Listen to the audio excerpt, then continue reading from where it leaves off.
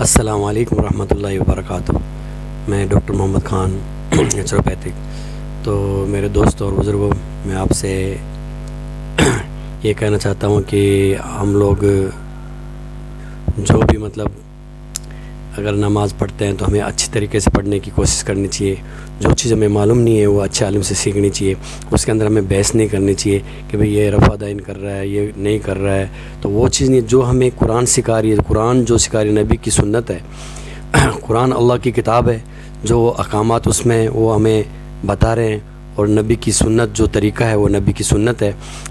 سنت وہی ہے جسے ہم عمل کہتے ہیں، یعنی عمل کہتے ہیں، وہ جو ہم اچھے عمل کرتے ہیں وہ نبی کی سنت ہے۔ تو ہمیں اس میں بحث نہیں کرنی چاہیے، اور ہماری نماز کو اچھے سے اچھے بنانی چاہیے تاکہ ہمیں جنت ملے، اور وہ کام کرنا چاہیے جس سے اللہ خوش ہوئے۔ وہ کام نہیں کرنا جس سے ہمیں شیطان خوش ہوئے۔ تو ہمیں کسی کے اگر کوئی آدمی ہمیں قرآن سے بتا رہا ہے تو اس کی ہمیں عزت کرنی چاہیے۔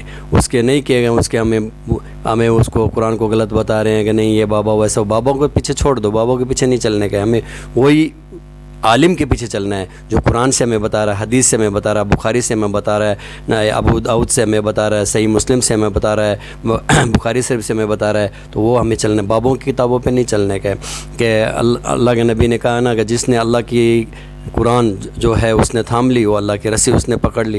تو جس نے اللہ کی رسی پکڑ لی تو جنت میں جائے گا ہی۔ اور جو حدیث ہے ہمیں حدیث سے سیکھنے کا ہے۔ علی بھائی، آپ نے جب ڈاکٹر اسرار صاحب سے انٹرویو کیا تھا تو انہوں نے یہ بات کہی تھی کہ وابیوں کی ایک آنکھ بند ہے، اس کی وضاحت کرتے ہیں۔ وہ میں نے اسی میں کی تھی، وہ یہ کہہ رہے تھے کہ یہ روحانی اسپیکٹس ان میں کم ہے، ظواہر کے اوپر زیادہ توجہ ہوتی ہے۔ کسی حد تک ان کی بات درست بھی ہے کہ اب صرف نماز میں رفع الیدین کرنا یا ہاتھ کیسے باندھنے ہیں، پوسچرز کیسے بنانے ہیں، یہ ایک اسپیکٹ ہے نماز کا۔ اس سے زیادہ ضروری چیز یہ ہے کہ سورۃ الفاتحہ کا ترجمہ، اس کا عقیدہ، اور نماز پڑھتے ہوئے ان چیزوں کو اپنے ذہن میں حاضر کرنا تاکہ اس کی روحانی کیفیت بھی فیل ہو۔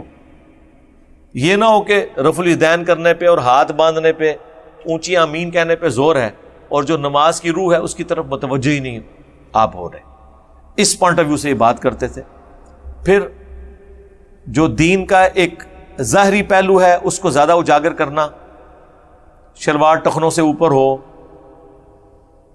داڑھی کے معاملے میں اتنا غلو کرنا، چلے آپ نے نہیں کاٹنی آپ نہ کاٹیں، جو مٹھی کے بعد کاٹتے ہیں، جو صحابہ کا اجماع ہے کہ یہ جواز درست ہے، نبی الاسلام کی داڑھی مٹھی سے بڑی نہیں تھی قدرتی طور پہ، ان کو آپ کہیں کہ یہ گناہ گار ہیں، حرام کے مرتکب ہیں۔ یہ جو غلو کرنا دین کے معاملے میں، اور روح کی بجائے ظواہر کے اوپر رکھنا، صرف اہل حدیث کا مسئلہ نہیں ہے۔ ڈاکٹر اسرار صاحب کا چونکہ تلخ تجربہ اہل حدیث کے ساتھ ہوا ہے، حقیقت یہ کہ سارے فرقوں کا یہی حال ہے۔ کیا بریلویوں کے مولویوں نے سارا دین پگڑی، تسبیح، خوبصورت سے کپڑے پہننے میں نہیں ڈال دیا ہوا؟ کیا دیوبندیوں نے سفید کپڑوں میں، پگڑی میں، کرتے میں، گلاٹی والی قمیض کے اندر سارا اسلام نہیں گھسا دیا ہوا؟ اس کے اوپر زیادہ ایمفسائز ہے۔ حقوق العباد میں بہت کمزور ہیں، حقوق اللہ میں بھی رہ کے نماز ہی اور روزہ ہی رہ گئی ہے، باقی ساری چیزیں اوور لک ہو رہی ہوتی ہیں۔ یہ کمزوری ہر جگہ پائی جاتی ہے۔ تو اس اعتبار سے انہوں نے کہا تھا کہ ایک آنکھ بند ہے۔ یہ ان کا تقیہ کلام بھی تھا۔ وہ مادیت میں بلیو رکھنے والے لوگوں کے لیے بھی کہتے تھے کہ ان کی ایک آنکھ بند ہے، کہ یہ صرف فزیکل ورلڈ کو دیکھتے ہیں اور اس کے اوپر اشش کر اٹھتے ہیں کہ یار کروکوڈائلز میں کیا کوالٹیز ہیں،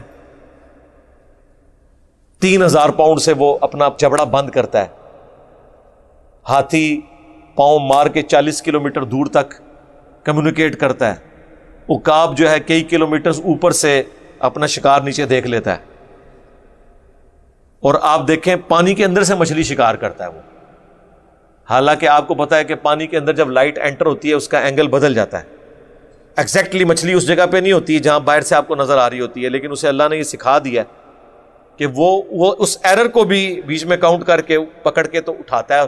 میں نے نہیں دیکھا کبھی عقاب جو ہے وہ ڈبکی لگا رہا اور وہ خالی پنجوں باہر نکلے۔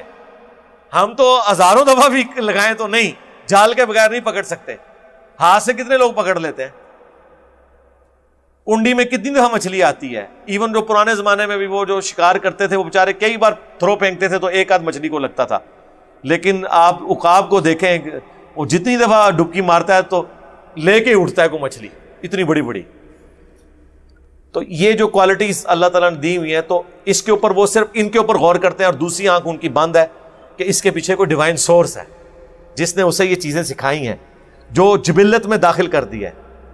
God is the only explanation of all the physical phenomena in this universe. اس کے اوپر میری کئی ایک ویڈیوز ہیں, اللہ تعالیٰ جزائے خیر دے. میں نے جتنی محنت کی تھی نا ان ویڈیوز میں, اس سے زیادہ نہیں تو اس سے کم بھی نہیں ہمارے اسٹوڈنٹس نے اس میں ویلیو ایڈیشن کی ہے.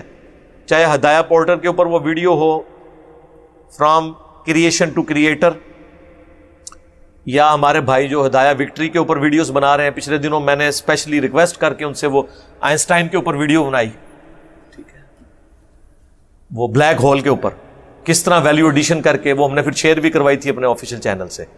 دیکھیں وہ ویڈیو تو ریکارڈ ہوئی ہے 5-6 سال پہلے, آج بھی دیکھیں تو وہ نئی لگتی ہے. اس میں مواد تھا, ویلیو ایڈیشن کی ضرورت تھی, کس طرح اس نے بچے نے محنت کر کے اسے انگلش سب ٹائٹل میں بھی کنورٹ کیا, اور اس کے پیچھے بیک گراؤنڈ میں جو ریکوائرڈ سینز تھے وہ بھی ڈالے. اس طرح ایک اور آج کل ایک بھائی مسلم نیٹ ورک ہے, مسلم ورلڈ کے نام سے ہے, مسلم فکر آخرت کے اوپر ویڈیوز بنا رہے ہیں. وہ اس میں انہوں نے قیامت کے سینز جو ہیں وہ مختلف ہالی ووڈ کی فلموں سے ڈالے ہیں اور ڈالے ہیں, ویلیو ایڈیشن کر رہے ہیں.